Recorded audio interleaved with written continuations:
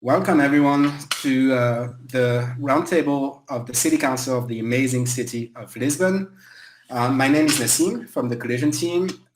If you have any question over the course of this roundtable for the host, Robin, and for the participants to answer towards the end, please pop them into the Q&A tab. Please note that the chat section is for general chat between participants, but the host and the participants of the attendees might miss it if you put it into the chat section. So we can get started. Robin, would you like to kick it off? Absolutely. Thank you so much, Nassim, and thank you to the rest of the Collision team as well for inviting me to moderate this session. My name is Robin Wouters. I'm the founding editor of a company called Tech.eu. We are a media market intelligence company specialized in European tech, and that's the only introduction I'm going to allow for myself because it's not about me. It's about the other participants. What we're going to talk about here is Lisbon, of course, but also unicorns. Lisbon, one of my favorite cities. Tech scale-ups and ecosystems, one of my favorite topics. So this is really a delight for me as well. It's a real pleasure to be here. So thanks again to both the Lisbon City Council and the Collision team for setting this up. Over to our guests, and we're going to do ladies first, of course. We're going to start with Claudia. Claudia, who are you? Okay, so thank you, Robin. I am Claudia Leitão. This is a difficult one to pronounce, but it's Leitão. I work at Pipedrive as the head of people and site lead for the Lisbon office. I am also, of course, based in our lovely Lisbon city. Pipedrive is an Estonian unicorn born in 2010. And of course, I currently work closely with Pipedrive business leaders to enable company growth as well as improve people management programs and practices. This is what I do. Fantastic. Dalia, you're up next. Sure. Thank you, Robin. So I'm Dalia Turner. I am the VP of People at Feedzai. You can probably tell from my accent, I am not Portuguese. I'm Canadian, but I have been living in Lisbon for the last 6 years. And Feedzai is a Portuguese company, most recently became a unicorn 3-4 weeks ago, so we're still in the hype of all of that.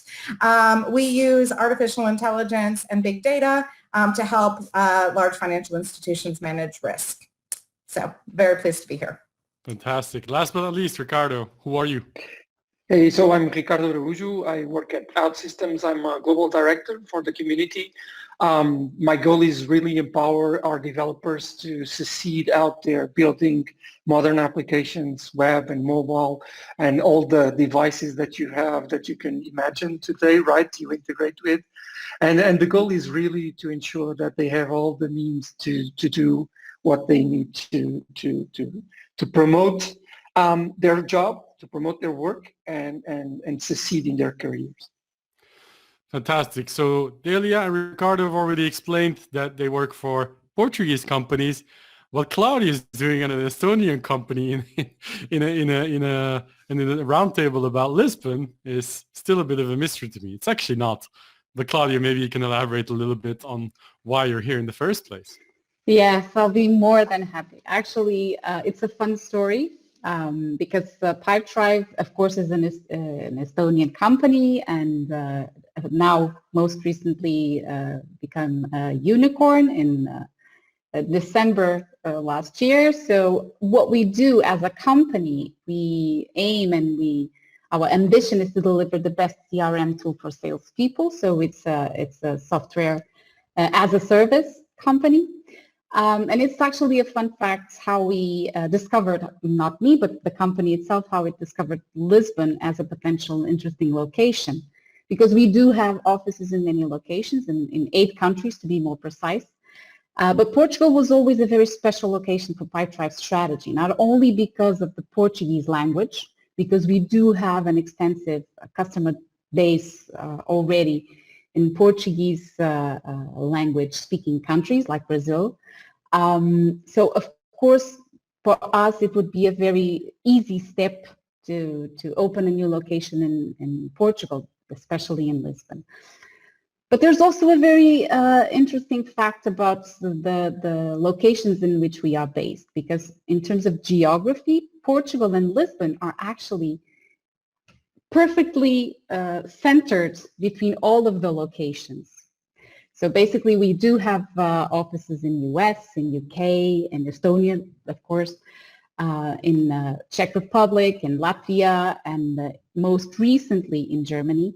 So actually, it allows us to, by having an office in Lisbon, it allows us to decrease the gap between our offices and allows us as well to tackle that special customer base that we have also for Brazil. So this is the main reason why. But there's always some other aspects to the story, and actually it was it all started in 2016 at the Web Summit, when a lot of our leaders from the company were visiting the Web Summit, and they found out that Lisbon has a tremendous ecosystem in terms of startups, an amazing culture, an amazing vibe that allows not only for the companies but also for talent to be in this specific location. So this is mostly the reason why we decided to open this office. I was employee number one, so I was the lucky one opening the door and kicking off the Lisbon office. So of course now we are already 183 people.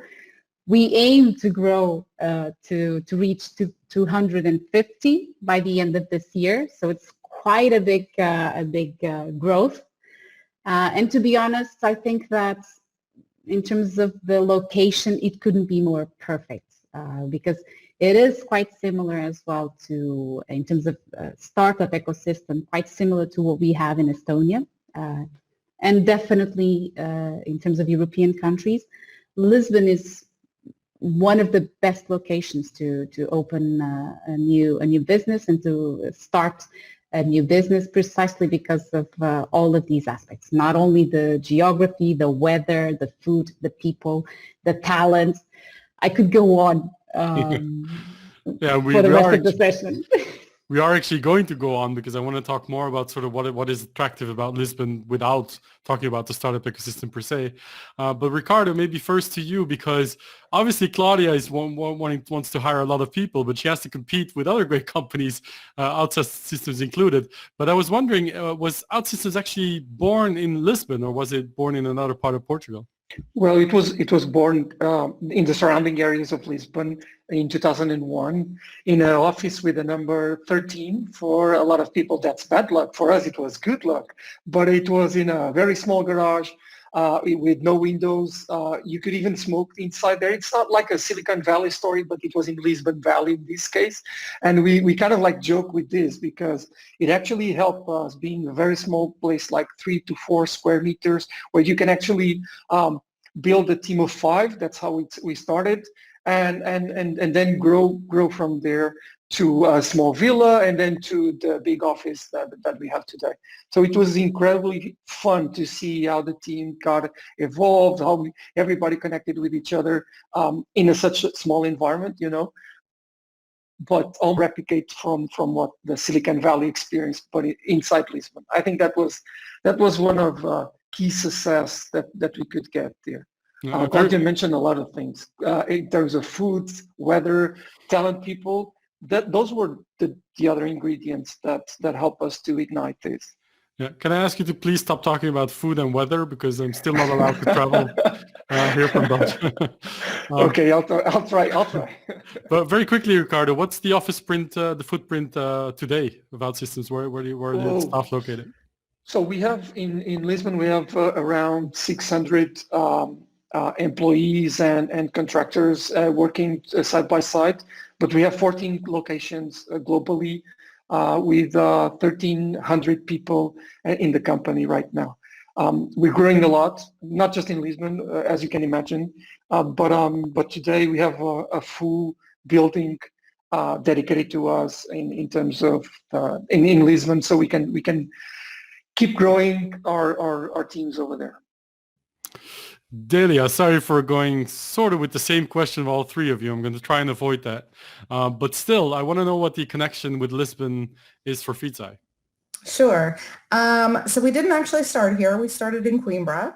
But I think that as you think about tech in Portugal, it is the main cities where you tend to see people starting. And so that means the move from Coimbra to Lisbon happened fairly quickly. And Lisbon is our largest footprint, not just in Portugal, but for Feedzai globally.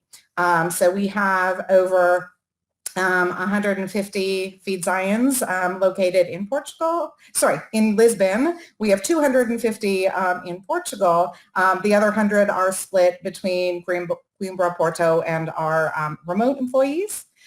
And then we have about 500 globally. We're in 9 countries. And we are in the center in Portugal, but our center is between Hong Kong, Sydney to the right of us, the U.S., New York, Atlanta, and San Francisco to the left of us, and you've got us in the middle with the great food and the great weather. Sorry. How dare you? How dare you? That was intentional, I know. Obviously location-wise, this has already been mentioned, but in terms of time zones and just the sheer location, like the time zone with the UK, but also for the East Coast in the US, but also the rest of Europe, very nice to do business in that sense. But it's also well connected, and it is sort of an attractive place for international talent, and it has been for a long time, way before we started talking about tech startups and scale-ups. Do you also find that when you walk around in Lisbon, is it always been sort of a multicultural, very international crowd? Claudia, maybe start with you as the local. Yes, definitely. It's one of the biggest advantages of the city. I mean, let's be honest, in terms of, again, geography, we have over 120 cities connected to Lisbon's airport. So it's a very central city. Of course, in terms of time zone, it is, again, in the center of pretty much all the main locations worldwide. It couldn't be more perfect, actually, to be honest. And once again, we do have the advantage through the weather, through the culture, and through many other aspects to attract a lot of foreign talent. That's a fact. A lot of students come in to study in Portugal, and then they stay, which gives us an amazing leverage to have and retain amazing talent, and then of course hire them to this startup ecosystem. So it's all connected. It's not just because. It is definitely a very special location, and we do have this advantage of being geographically placed in a very special place worldwide. So I think that we have been using more and more that leverage, to be honest. I don't know how others think. Yeah, I'm going to ask Dalia because she summed up a number of cities that I think also have their own sort of reasons for being attractive. New York and Sydney. What makes Lisbon so special for you specifically? So I think a number of things. So obviously being a non-Portuguese living in Portugal, I can share the perspective of how welcoming it is. And I will share my Portuguese is horrible. And I blame Lisbon because I don't need to use it anywhere that I go. So the language capabilities, you can do absolutely everything in English, which is good if you're visiting, but it's also good when you think about running a global business with English being the main language. So, but it doesn't help you if you want to learn the language because you don't use it very often, which was one of my bads. But I do think, I think about when the first couple of months that I came here, I came without my family, and I went to, the Time Out Market, which is right downtown by the train station. And I used to sit next to strangers. This is so sad. I can't believe I'm sharing this. But I used to sit next to strangers and listen to their conversations and feel like I was having a night out myself. So that ability to, have, to see people from everywhere, whether they're tourists, whether they're business people, all in the downtown, there's just always been a vibe and always been a hum that just makes it great. And if I think about our family coming here, it was just such a natural place to be. And I mean, I came from Singapore, which is probably the exact opposite, super fast, super modern, super, everyone's go, go, go, go, go. Whereas Portugal's, it's more laid back. You've got the intelligent people, the English, the great ecosystem, but it is such a unique place that we felt really welcome and really comfortable, right from the start. And, thinking about the history that is in the area, thinking about how, close it is to both Africa, but also Europe and all the things that come with that, it's amazing. It's amazing. Yeah, I think you summed up pretty much the perception I always had of Lisbon and Portugal before I went there, but it really checks out, once you go there. Claudia, you raised your hand. Do you have anything to add? Yes, because, and Dalia mentioned something which is crucial. It's a very safe country. And even though we do have, of course, a few situations that may be a little bit off, the fact is that Lisbon is Portugal is a very safe country. And I do believe that it's one of the biggest advantages as a country for other locations. And it's also quite affordable, I would say. Yeah, Ricardo was so much in disagreement with you that I think he left. I was just about to jump to him with a question, but I can ask you as well, of course. You can't take away, like, for all the things that you're summing up that are positive and attractive about Lisbon and Portugal in general, which are all true, you can't take away the fact that it's a relatively small country. So almost per definition, it also means that the pool of talent that you can... Welcome back, Ricardo. How are you? Oh, sorry. Don't blame the city, blame my computer, but okay. That's fine. Okay, we won't. Ricardo, I was just going to ask a question to you, so maybe I'll just go back to the beginning. You can't really take away the fact that Portugal is a small country, Lisbon is a small country, city in comparison to a lot of the really big ecosystems for tech in the world. How do you manage to attract talent from abroad to come there, aside from the weather, the food, the lifestyle, the affordability? There has to be more, because there's more cities in the world that they can claim those positive facts, of course. Well, yeah, so going back to a little bit on the conversation when Daley was talking about history, we have to remember that this is a multicultural thing since the 15th century, right? It's related with all the story that people coming here when we conquer half of the world through the shipments, we brought a lot of people in. So it's been a multicultural city for a very, very long time with a lot of culture. And I think there's one thing that is characteristic still to Lisbon when compared to Paris or London, which is the cost of living is still cheaper than what you find in London or in Paris or in Berlin.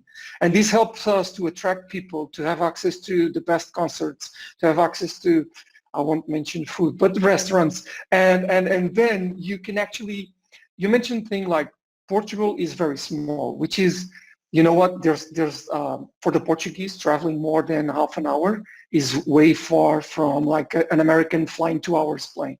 Okay, so and if a Belgian person comes here and then goes and the person likes wine and goes up to the north to Douro, or comes to the south and tastes completely different wines in a land with like difference of 600 kilometers, it's very interesting to see how people is amazed with the country itself. So it's Lisbon is the open door, but then they realize there's a full country here that could compare to a dimension as in the United States, right? Because you have mountains, you have beach, you have island, you have everything you need in a very short time. But the cost of living is one attractive moment at this stage. Yeah, absolutely. And I took note of the invitation in disguise, so I will come check out the wines as soon as I can. Dalia, please. Yeah, I was just going to jump in on that. I think, so for Feedzai, because we are in artificial intelligence and big data, our workforce is much younger, and the education in Portugal is fantastic. And so, it is a small country, but it is a small country that is very innovative and very used to doing and trying and doing new things, which is part of the culture, which makes it really, really simple to find, great young talent.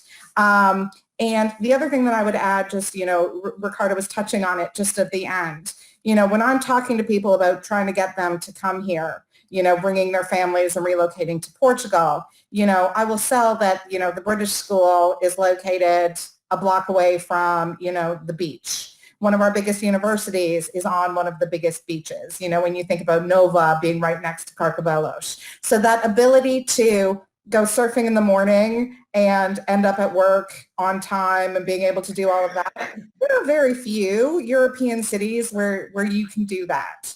And talk about the cost of living and, you mentioned the wine, Ricardo. Really, really, really good wine for less than 10 euros. Stop it. Not very many countries that can do that.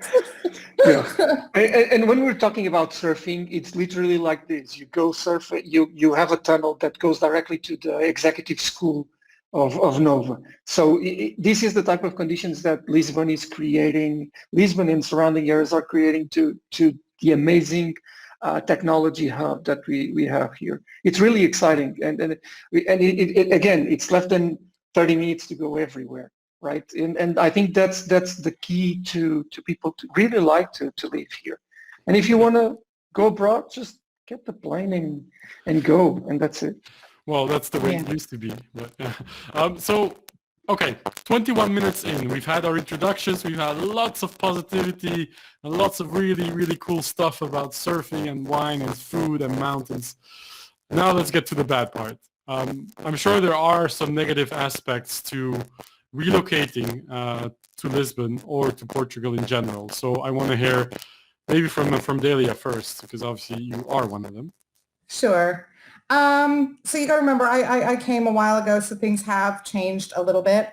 I will say it's a small downside of being a small market, but one of the small downsides of being a small market is that not all the apps and not everything is in English yet, although everybody can speak English. So I remember when I arrived here doing my banking, I had to remember it was the second button down and then the second button up and then the second, so I wasn't really looking at the words. I just knew which buttons to push. And if I got to a bank machine that was different, I couldn't get my money out because I didn't know how to understand it. Now that has come a long way, and you are getting more and more of the infrastructure that is offered in all languages, but there are still pockets where that will happen. And then, I'm going to complain in the Portuguese way of complaining. I do live outside of Lisbon and drive into the center of Lisbon, but I'm coming from the ocean, so from Cascais in, and there's really only one road. So my commute can take up to 45 minutes, which I know is many people's commute on a good day in other locations. So there is that bit of a challenge, but I get to see the bridge and the aqueducts on my way in, which it's stunning. And then the sun coming over the river and the sun setting when I come home. But yeah, that one bridge into the downtown can be a challenge, as is some of the online stuff and the support for Portugal, just because of the size. Well, thanks for putting in positive spin. She didn't mention food. She didn't mention food. Only the good weather. Just saying. Thank you. But you put a positive spin on it. But I can actually confirm I've been in Lisbon enough to know that the traffic is really horrendous. So I don't know if that's something that's easy to fix. But if that's the only problem, of course, you could sort of negotiate your way out of. Well, the other thing that I will add is correct me, hold me honest, people. It's the city of 7 hills, which if you want to bike, it is. If you want to bike, you have to be really, really good at hills, because it really does go up and down everywhere. So it isn't a biking city, although now that you've got the motorized bikes, it's becoming a little bit more open for that. And there are places along the river that you can go, but that ability to bike to work is a little bit limited. You can walk, you can have good public transit, but that would be another thing I would throw out. Claudia, what is bad about Lisbon? Okay. Okay, and maybe, I think that in the context of doing a tech scale-up, because I feel like we're digressing a little bit too far from. Yes.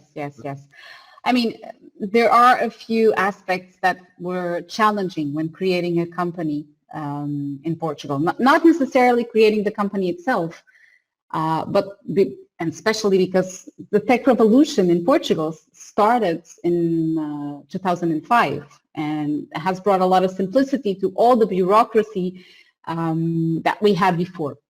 For sure, I absolutely agree with Dalia that there are still some aspects that could be faster to solve when it comes to public services, because sometimes even for people that are relocating, it's not that easy to know exactly what is the institution that I have to go to fix this, or what kind of service do I have to use to provide me that. So sometimes it can be a bit overwhelming because it's a lot of information still. But from a company perspective, what I felt, and I am Portuguese, but what I felt the most was office spaces. Portugal and Lisbon in particular, not only Lisbon, but talking about Lisbon in particular, we have had a huge crisis a few years ago, and of course we overcame that, and now we are in a good place. Of course, now with COVID is a little bit different, but before COVID hit, the fact is that Pipedrive was trying to find a new office space to accommodate our ambitious goal of 250 people. And it's impossible to have one office space for everyone, or a building. Lisbon, or the center of Lisbon, is completely crowded. So it has been very, very difficult as a company to actually continue and grow the business as we were aiming to grow in the beginning. We found a place, and then of course COVID hits. Now we will have to go back to that project once again. So we need to find additional space because we do not have space for everyone that all the employees that we currently have. But if there is one thing that I would pinpoint as the most difficult one, is definitely office spaces. I don't know, Ricardo, do you also agree with? Well, I agree. Although we have the entire building, that was the way we kind of like did the turnaround on that, and actually is nearby a turnaround. So, but the thing is, I would say that bureaucracy, especially if you come in with you want to establish a factory, if you want to have hard labor, not necessary for the tech companies, but much more for the industrialized ones. I think the bureaucracy associated to that, and our CEO Paulo was mentioning precisely this point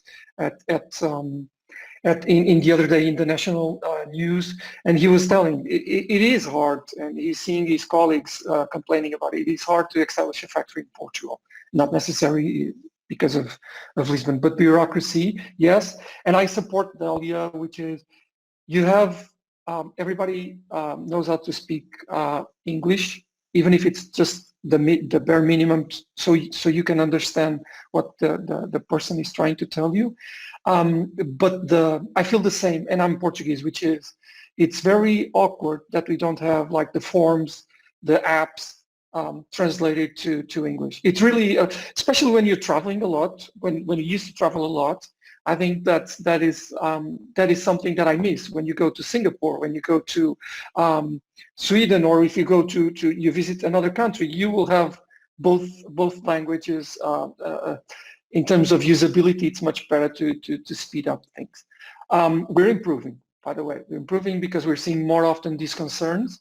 The third thing I think that I would mention is if you're outside of the community, European and the Schengen space, it's hard to get like a visa to come to work. It's hard, meaning it takes time, okay? So again, the bureaucracy associated to this. We have the tech visas. That's a very good path for you if you're an investor or if you come to work for a technical company. You actually speed up the process. But again, if it's not a technical company, then you have long lines. If I can say this word, although you're waiting at home, you still have the line until you get the moment to sign the papers and get the visa to work here. Great. Well, thanks for sharing some of the problems, which to my ears sound like a lot of the problems that you have in other ecosystems, and not really specific to Lisbon or Portugal, in fairness, but they are definitely there. You touched upon government and tech visas, so that brings me seamlessly to my next question. Is the government, and when I say government, I mean both Portuguese and the Lisbon City one, doing enough to nurture and support the local startup ecosystem? Yes or no? And why? Claudia. That's a difficult one.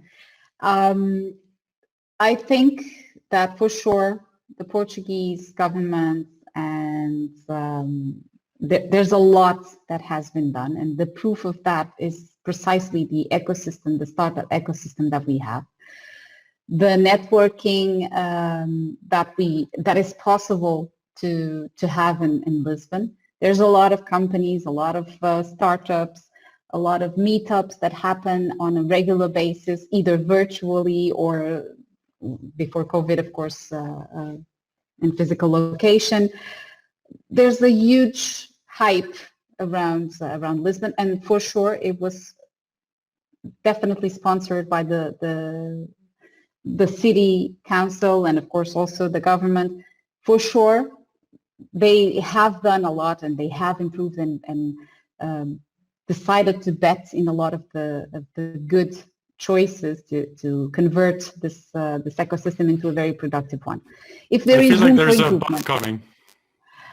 If not necessarily a but of course there's always room for improvement. I mean, if there weren't any improvement areas, it wouldn't be fun. So there's always room for improvement, and I do believe that there's a lot of things that were mentioned by Dalia and by Ricardo and by myself that are a proof of those improvements that can be brought to the table in terms of bureaucracy, in terms of office spaces, in terms of how easy it is to get a visa, to work in Portugal. There's a lot that can be done to accelerate because startups are really fast and grow fast and need fast responses. So we cannot be stuck in processes, otherwise the company may of course be in trouble or lose interest. So it's really important that we do not stop. Even though we have done a lot, we shouldn't stop, and we should continue to do more and more and actively listen to what the startup ecosystem is saying to understand where we can actually improve. Yeah, makes a lot of sense to me. If I Dalia, could build on that, I think that the Portuguese government has done a lot. I think about, the noise in the system when I first arrived around how hard it was to hire tech talent overseas. And then they came up with the tech visa, which has been a great improvement. I do sometimes feel though that Portugal is sometimes being pulled by the tech industry as opposed to, leading themselves. And I'll just use as an example, some of the legislations around remote working and how they do or do not facilitate that, which is understandable because it's an old traditional country that is very used to having, people going every day to the office. But, when you think about tech and startups, that ability to be really flexible and having people work from wherever isn't necessarily facilitated, or there's a lot of gray area in some of the legislation that doesn't necessarily facilitate, although there are ways to manage it. Yeah, let me add one side of where I'm seeing the city Lisbon and the government investing, which is in reskilling and upskilling people to ensure that they have digital knowledge, digital skills, so we can actually have talent. It's not just the ones that came from out of colleges, universities, the ones that we also, I would say, import or bring in, but it's also focusing on a few thousand people that they want to change their careers, change their lives. And more recently, I participated in one conversation related to this specific topic with the city of Lisbon, where we were talking about careers. We were talking about in the digital world, why should you learn how to code? Because with all the tech startups environment, the talent, we need more talent. And of course, in some cases, the colleges or the universities are not the ones just providing us with the necessary people, right? And I think it is a major area where the either the Gov and the City Council have been investing in creating those reskilling and upskilling courses. I think it's a plus. We're getting very good people coming from those courses.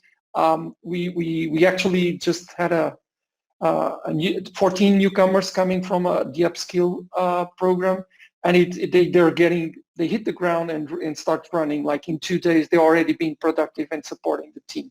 I think it is a plus in terms of the talent that you can find here, and that's an area where they have been investing a lot. At least is what I feel, and I get from the field, building a community, because my role as a community manager, I have to work with other tech companies, and they constantly are hiring new developers and technical leaders, DevOps. So you need to constantly go to the market and to the job market and try to find people. So I think it's a plus on the investment that they are doing. It is really, really interesting to see the ignition that these type of courses and these type of changes do in people's life, right? And that's amazing to see how you suddenly come from an unemployed situation to a job well paid, and you change completely your life in a year or two.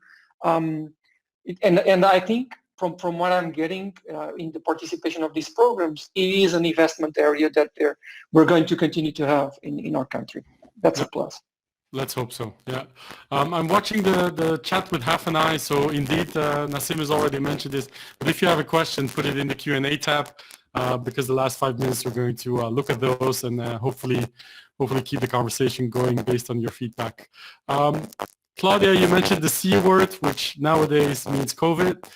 So I'm going to ask, how was last year in terms of impact? You can talk about what the impact was on your own business and operations, but I'm more looking to sort of understand your perspective on how it's shifted the dynamics of the ecosystem in Lisbon, because has it been good for the supply of talent and the development of talent? Has it been good for investment or not? That's sort of what I'm looking for here. Well, of course, it was a shockwave. Let's be honest. I mean, no one was, I think that no one that is probably present in this roundtable or attending ever went through a pandemic, a global pandemic. I think that we will never, I hope not, ever have again a new pandemic in our lifetime, but we never know, fingers crossed. So of course, no one was ready to deal with this, let's be honest. And Portugal was no different than any other country. All countries were suffering, and all companies were suffering from the impact. It was a tremendous shockwave, of course. From what happened last year, what I felt was, for the country itself, we had a massive situation with layoffs and other similar situations. Fortunately or unfortunately, depending on the point of view, the tech industry is always the one that keeps safer approach in these situations, and it's kind of in a good place still. For the startup ecosystems, what I felt was that even though it slowed down a little bit last year, the fact is that it's not anymore. We are already, especially with what Daley was mentioning and the possibility of remote work, there's a lot of companies that are actually searching for talent and searching for a place to be. And Portugal is no exception to that. So there's a lot of, I feel that there's a lot of companies poaching and trying to get the best talent from Portugal. So in terms of talent perspective, I think that for now we are in a good place. Let's see what the future holds, but again, we are in a good place.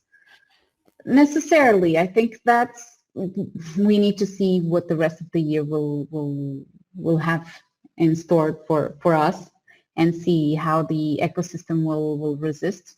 I feel that it has evolved and adapted to this new reality, and it's pretty much what every business has been doing so far, trying to adapt and evolve. and trying to also find not so much focusing, of course, on the bad situation, but more thinking of alternative ways of overcoming and being creative about it. I felt a tremendous collaboration through the whole world, actually, to understand how we can overcome and be more productive or collaborate even more now that we are fully remote, pretty much all of the companies.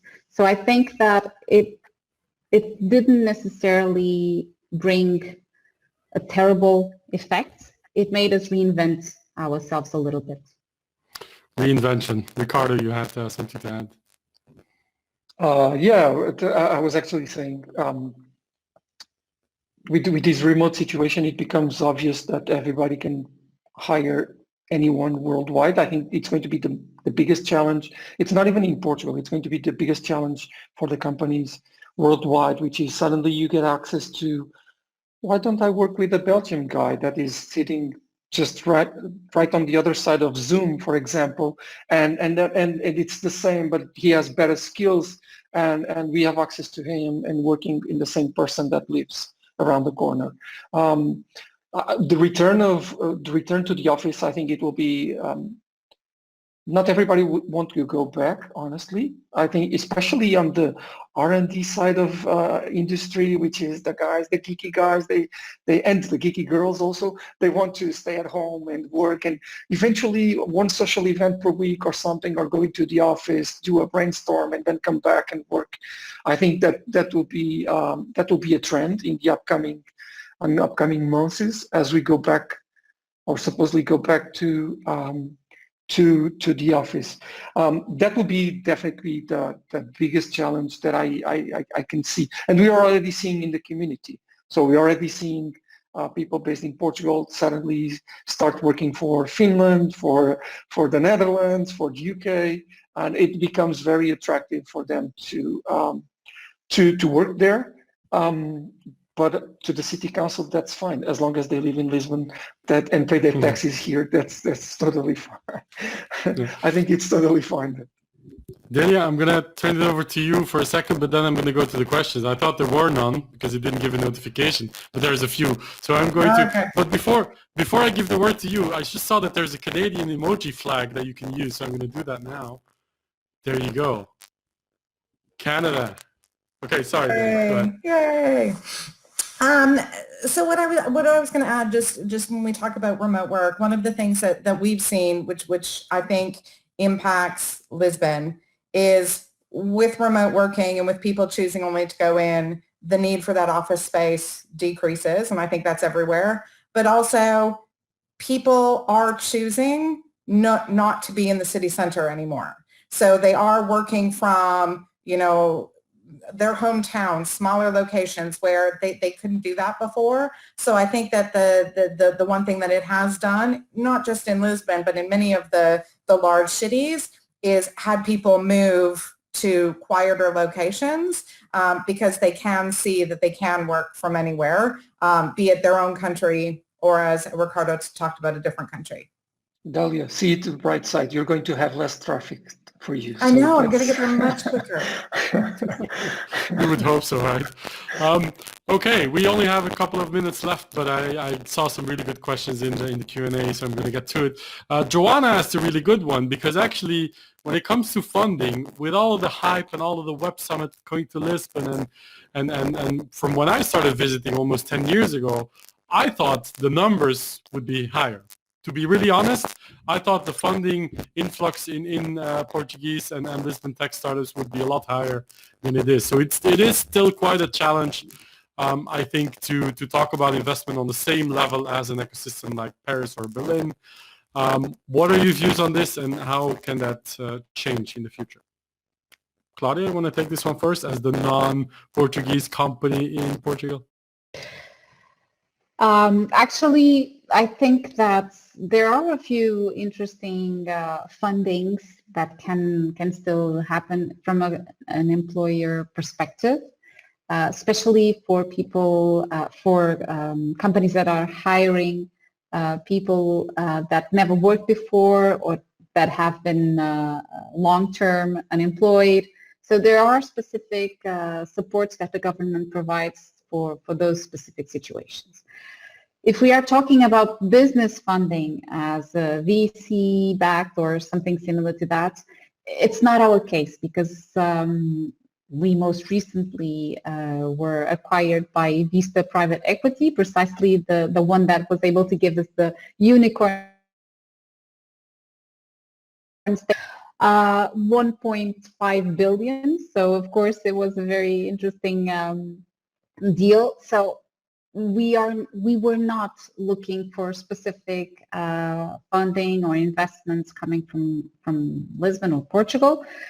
What we have been benefiting is precisely with those specific cases of hiring people that have been unemployed or for longer periods, or first-time hires for very junior people with a permanent employment contract. So those are specific items that support companies or provide benefits. And of course, we have been using them for sure. I have a feeling that Joanna was more referring to the VC private capital side of things. But Ricardo, Dalia, do you want to comment on this as well? Sure. I will say I do think that, as you're right, there is probably more funding outside of Portugal. But I have many people who have, if I think about my time at Microsoft, people left Microsoft to start up their own companies, and they were able to find funding opportunities within Portugal and within the Portugal tech ecosystem. So I think that there are funds available globally. It's just a matter of what you're looking for and the type of support that you're looking to have. And look, the money flies even faster than people on the plane, right? So you can, if you can't get it here, you can get a transfer bank immediately if you need it. And I'm saying this because Portugal has a few public investment ventures, and they are good if you have a solid idea. And we've been seeing over the last 5-6 years the investment on the startup. I mentioned the tech visa, but I could also mention the startup visa. And so the government and it created this, and we see the incubators and the tech incubators. We see Lisbon providing those infrastructures if you really want to speed up and start your business. Then you might find constraints, as we mentioned before, in the future. But I think it's really like we have a solid investments coming from, you have access. There's bureaucracy associated to this. And I think that's what keeps people going knock on their doors and saying, hey, we really would like to have a round of funding. It's something that at least the perception you need to work on a different thing. But that's it. But again, money flies very fast. If you really have the good opportunity, you'll find it. I didn't realize I was raising my hand, but we have another question. I think we're going to end at that because we're sort of already over time, even though I could keep this conversation going for hours because I really enjoy it. But we have a question that I think was also interesting from Marcelino. He was asking about, okay, so I'm at that phase where I want to open an office in Lisbon or I want to start my own company in Lisbon. Where do you actually turn to? Where do you go as a first step to sort of guide you through, this is the steps you need to take, this is where you need to go, and this is the organizations that can help you? Where do you go first? Go for it. Well, I had that experience when I was opening the Lisbon office for Pipedrive, and one thing for sure, we always need to have a very strong law firm to support us. I think that's the first step, because they help with the bureaucracy. They can actually help with most of the legalities around the creation of the company, and of course setting up bank accounts and so on and so on. So they can help, and they know already what is expected from a company perspective to quickly get started. So this is what we did, and I do not regret it at any point in time, precisely because I felt that they were a huge support, to be honest. The other thing that I would add, Robin, is there are a number of organizations like Startup Lisbon that do provide, that networking and those kind of supports so that you can, learn from them, but also learn from others who have been there, done that, maybe a little bit, more ahead of where you are, that are able to say, hey, this is where I went wrong, which is sometimes really helpful to have. So those ecosystems do exist. Yeah, and even the council, the county has Lisboa, the city of Lisbon. They have programs where that you have support in order to get the information about the money, about the infrastructures, about the support you need throughout the processes, like even specialized supporting laws, so you can actually be aware of what will be your context that you will be working on. So you have that department in the council, the city council, that you can go and get that support.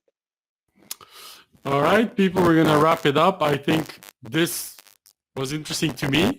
I hope it was also interesting for the audience. At least it gave us an idea of your perspectives on the good and bad of the Lisbon and the Portuguese as an ecosystem as a whole. But honestly, I just want to go back to Lisbon as fast as I can, just to visit, for the food, the surfing, the weather, the lifestyle, but also to meet with the increasing amount of entrepreneurs and investors that I really miss going there, because it's a really vibrant ecosystem. Let us know when you come. Will do. I can't wait. Maybe any closing thoughts before we leave the stage? Any of you? Well, if I'm allowed, if I'm allowed, go ahead. Come to visit us. Bring an open mindset, because you will see a lot of people who wants to collaborate with you, and have fun, because a good part of living in Lisbon is having fun while we work. That's it. Great. I'm going to click one last time on the Canadian. Sorry. It's bound to happen at some point. So I'm going to click on the Canadian flag one more time, just because it's so much fun. Thank you so much, Ricardo, Dalia, Claudia, for your contributions. I hope that was interesting for the audience. It was definitely interesting for me. I hope to see you in person very soon, and have a nice rest of the evening. Cheers. Bye. Bye. Bye, everyone.